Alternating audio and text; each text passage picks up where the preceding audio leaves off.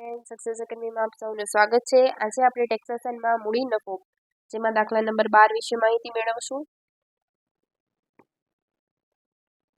જેમાં તમારું નામ આપેલું છે શ્રીમાન તારક મહેતા।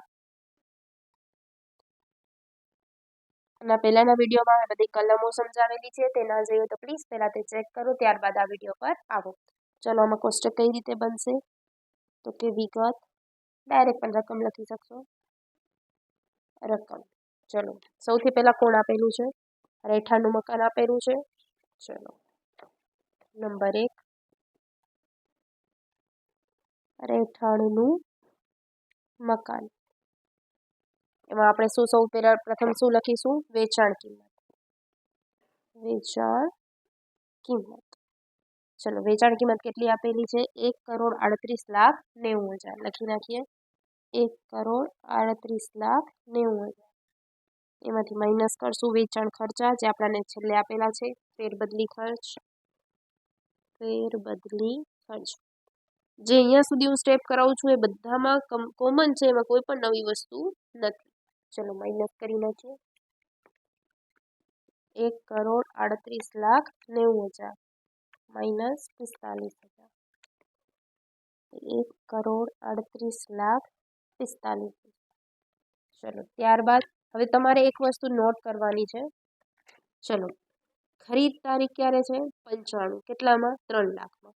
નીચે હવાલામાં જુઓ, અંગત રહેઠાણનું મકાન તારીખ 1/4/1 રોજ વાજબી બજાર મૂલ્ય 35 લાખ છે। ક્યારનું છે? 2001નું। અહીંયા કેટલા છે? 3 લાખ। અહીંયા કેટલા છે? 35 લાખ। તો જે વધુ હશે એને આપણે પહેલી પ્રાયોરિટી દેશું। તો કોણ વધુ છે? વાજબી બજાર મૂલ્ય।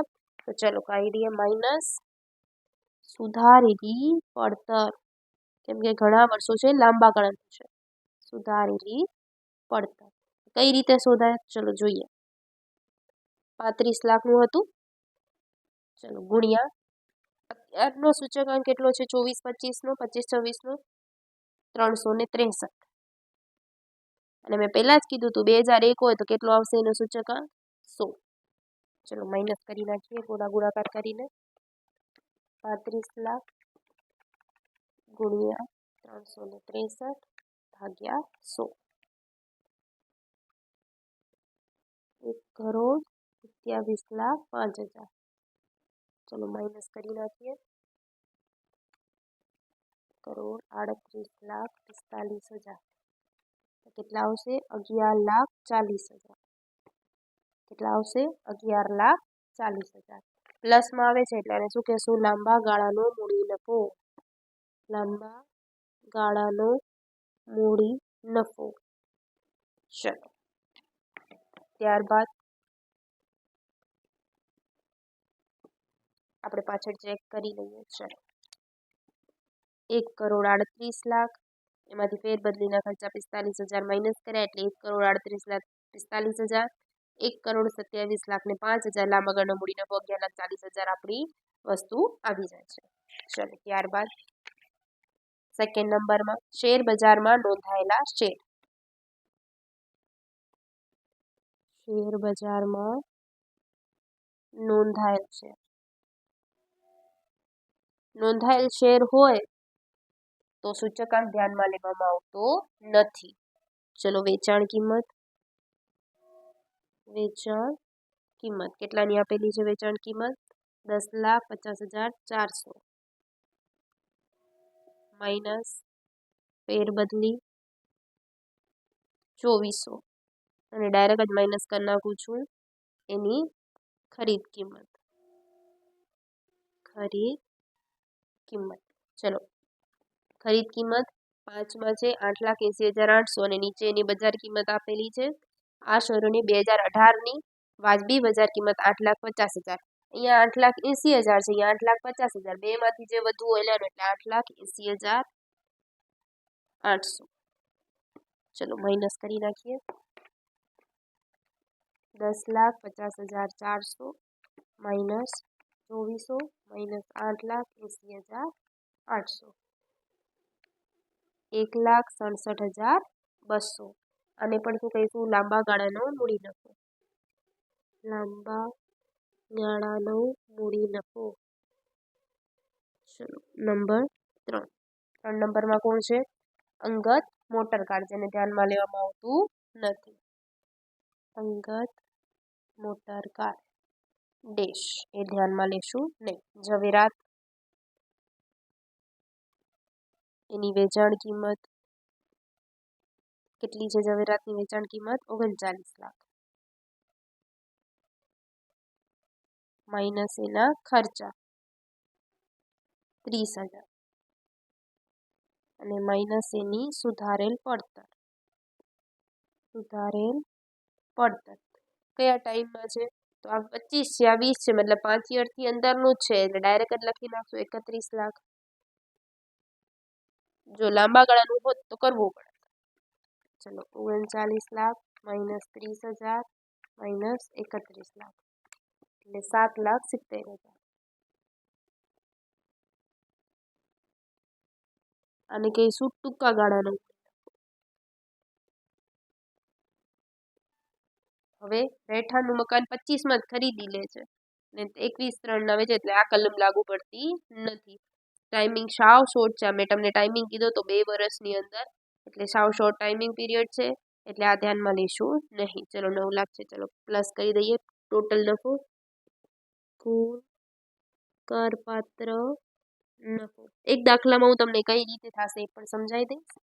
ચલો 11,40,000 પ્લસ 1,67,200 પ્લસ 7,70,000 કેટલા આવશે? 20,77,200. ચલો ચેક કરીએ આન્સર.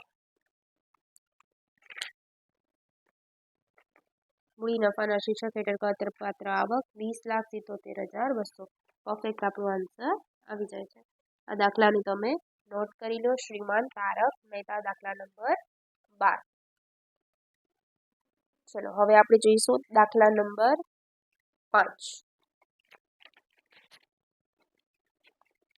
2 દાખલા આપણે ભેગા જોઈશું. દાખલા નંબર 5, જેનું નામ છે શ્રી H.S. જાડેજા. શ્રી A.H. જાડેજા. વિગત રકમ.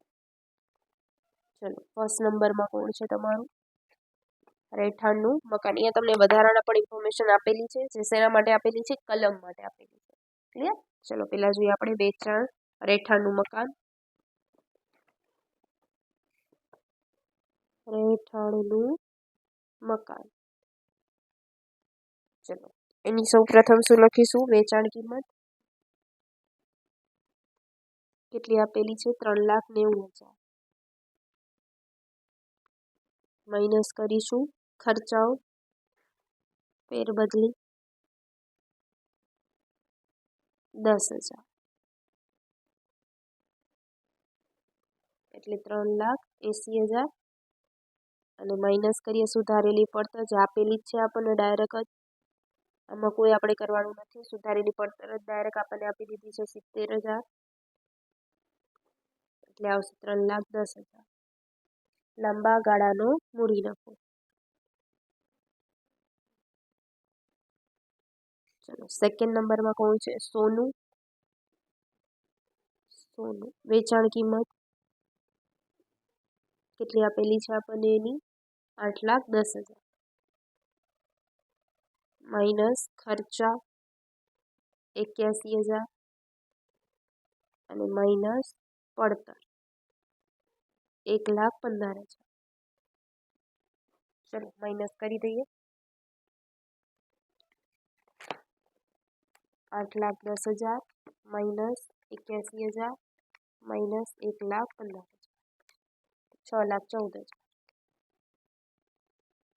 મૂડી નફો.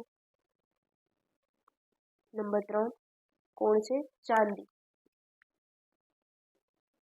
વેચાણ કિંમત તમારી આપેલી છે 2,96,000 માઇનસ સુધારેલ ખર્ચ, ફેરબદલી લઈ લઈએ પહેલાં. ફેરબદલી ખર્ચા 6,000 અને માઇનસ પડતર. પડતરમાં આમાં પ્રિન્ટ મિસ્ટેક છે, તમારી 17,80,000 નથી, 1,78,000 કરેક્શન કરી નાખજો. 1,78,000. ચલો માઇનસ કરી દઈએ.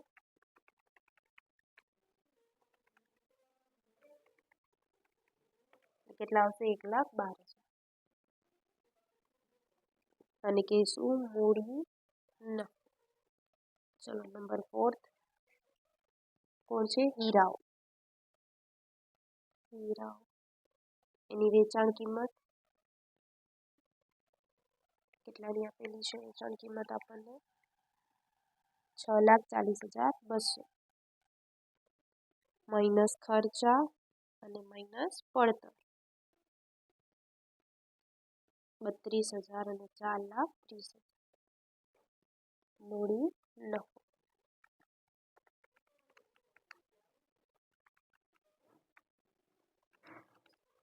કેટલા આવશે? 1,78,200.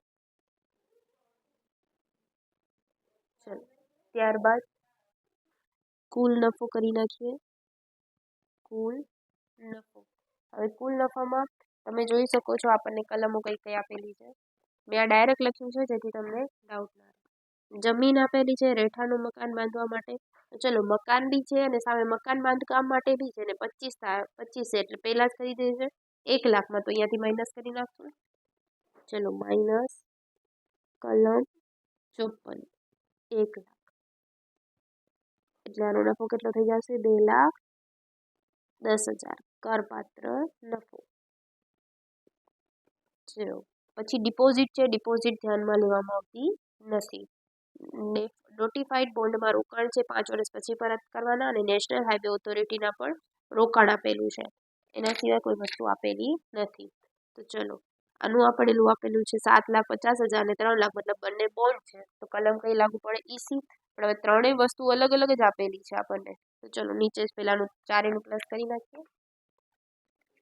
2,10,000 પ્લસ 6,14,000 પ્લસ 1,12,000 અને પ્લસ 1,78,200 એટલે આવશે 11,14,200 માંથી માઇનસ કલમ 54 ઈસી કેટલી છે? 7,50,000 પ્લસ 3 લાખ એટલે કેટલી થશે? 10,50,000 માઇનસ કરી દઈએ. કેટલી આવશે? 64,200 અને કહીશું કરપાત્ર મૂડી નફો. કુલ કરપાત્ર મૂડી નફો. ક્લિયર? આખો દાખલો તમે જોઈ શકો છો. ક્યાંય બી ડાઉટ લાગે તો કમેન્ટ કરી શકો છો. ચલો આન્સર ચેક કરી લઈએ. 64,200. ચલો તમારો આન્સર આવી જાય છે. બંને દાખલાને તમે જોઈ શકો છો. શ્રીમાન તારક મહેતા અને Shri AH Jadeja. Thank you friends.